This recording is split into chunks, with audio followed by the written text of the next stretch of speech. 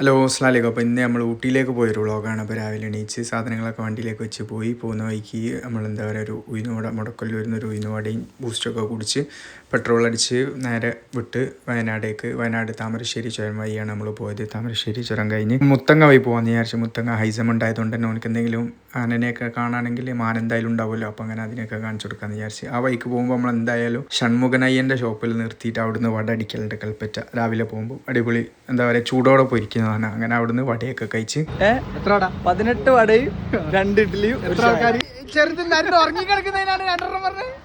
പിന്നെ നമ്മൾ മുത്തങ്ങ ഫോറസ്റ്റിൽ എൻ്റർ ചെയ്ത് അടിപൊളി റൂട്ടാണ്. എനിക്ക് ഭയങ്കര ഇഷ്ടപ്പെട്ട റൂട്ടാണ് ഈ മുത്തങ്ങ റോഡ് എന്ന് പറയുന്നത്. എന്താ പറയുക ഫുള്ള് മരങ്ങളും കാര്യങ്ങളൊക്കെ ആയിട്ട് പച്ചപ്പും.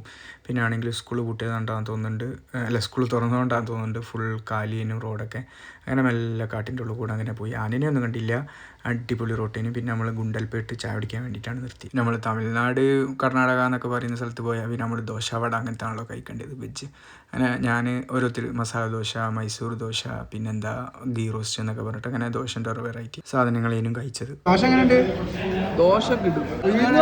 ഷൺമുഖനയ്യൻ തൂക്കി ഒന്നും പറഞ്ഞില്ല. അങ്ങനെ ഫുഡ് കഴിച്ചതിൻ്റെ ശേഷം നമ്മൾ ബന്ദിപ്പൂർ വഴി തിരിച്ച് അങ്ങോട്ട് പോയി. ഊട്ടിയിലേക്ക് നമ്മൾ മസനഗുഡി വഴി കയറാനേനും പ്ലാൻ, പക്ഷേ മസനഗുഡി ഇപ്പോൾ ക്ലോസ് ആയതുകൊണ്ട് തന്നെ അതിലേക്ക് കയറാൻ പറ്റിയില്ല. അങ്ങനെ നേരെ ഗൂഡല്ലൂർ പോയി. ഗൂഡല്ലൂരിൽ നമ്മളെ സാദാ ചുരം വഴി തന്നെ പോയി. അവിടുന്ന് നമ്മൾ ഊട്ടിയിലെത്തുന്നതിന് മുന്നേ പൈൻ ഫോറസ്റ്റിൻ്റെ അവിടെയൊക്കെ ചെറിയൊരു മഴയും കാര്യങ്ങളൊക്കെ കിട്ടി. അത് കഴിഞ്ഞ് നമ്മൾ കുറച്ചും കൂടി മുന്നോട്ട് പോയപ്പോൾ ഒരു ഗ്രൗണ്ട് മാതിരി സ്ഥലം, അടിപൊളി വ്യൂ ഒക്കെ ഉണ്ടായിരുന്നു.